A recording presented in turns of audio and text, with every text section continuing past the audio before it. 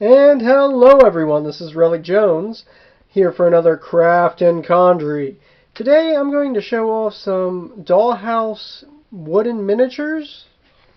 You can get these on Amazon for maybe around $16 to $18, maybe $20.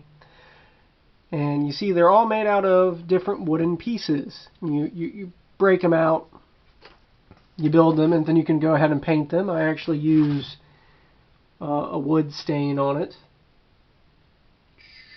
Thought it had a particular name to it, but yeah, it's a wood stain. Lighting is bugging out. And here's some of the ones I have. I have one not painted, a little bit of a difference here. I had a nephew that was really into mimics at the time, and he wanted to make up a mimic. I did a throne.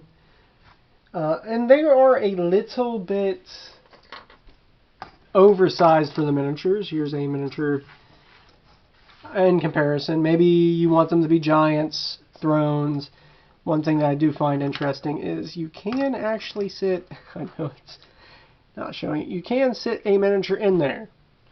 Maybe it's just for dramatic effect that they're oversized. When I'm playing D&D and it's indoors, I normally have trouble with like placing furniture, and if there's a battle that goes out, I would like to have furniture there to show some cover that people can take. And when the larger size can help them draw emphasis to things in the room anyway. Like, you also can get a multitude of things. Let's not show the table. Let's show the best chair of them all. It is a porcelain toilet. I find it hysterical. You can do a lot of things with that. Maybe a monster comes up through it or not. You also get these tables. And again, it's still pretty big. It could be them doing their battle plans. You could draw a map on it. Stuff like that. Also, when you're punching out the wood pieces, you normally get little pieces. Like I got circular pieces at some point, and I turned them into gold coins. But here you see they can have gold bars and draw the party into a trap. It's like, well, I pilfer the gold coins. And that never works out. You got here a little changing wardrobe that goes up. You can have them walk into the room, and when they don't notice, monster comes out. This kind of stuff definitely helps if you're going to have like a haunted house theme or a manor of some sort, because you got all these little dollhouse miniatures. I was thinking about like Luigi's Mansion with ghosts and stuff, and what's more creepy than to hint that they had a baby in the house? There's a little baby cradle and a high chair. Helps you tell the story.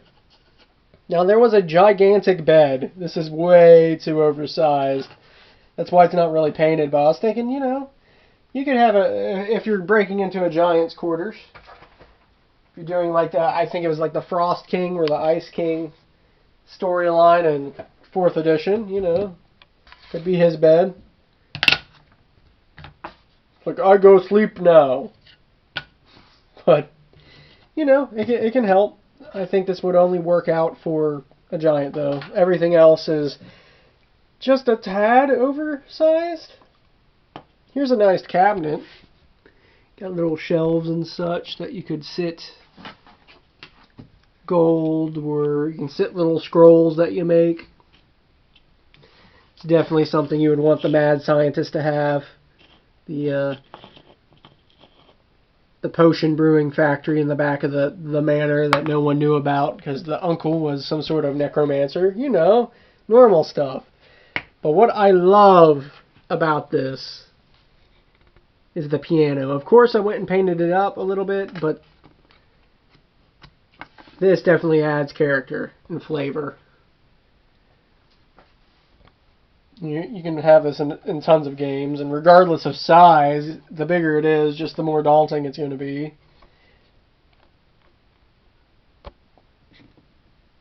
And these are just all the miniatures I had at hand. I know there was a little bit more in the set, but you get... Some of them aren't necessarily that useful. Like, for example, this kind of beach chair thing. Maybe you can reuse it for something. But yeah, the beach chair is kind of garbage.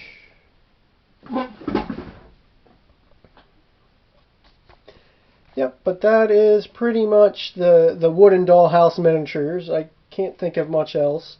If you would like to buy them, I know you can find it on Amazon. They're pretty cheap for what you're getting. You're getting a lot of chairs, tables. It would be good for your in-keep, where you constantly go back and sell your loot, because you know you got to have that kind of thing going on. It's just something to spice up your gaming table, and it's less work. It's not that expensive. You're really just painting them by the end of it. But this was Relic Jones for another Craft and Conjury. Good gaming.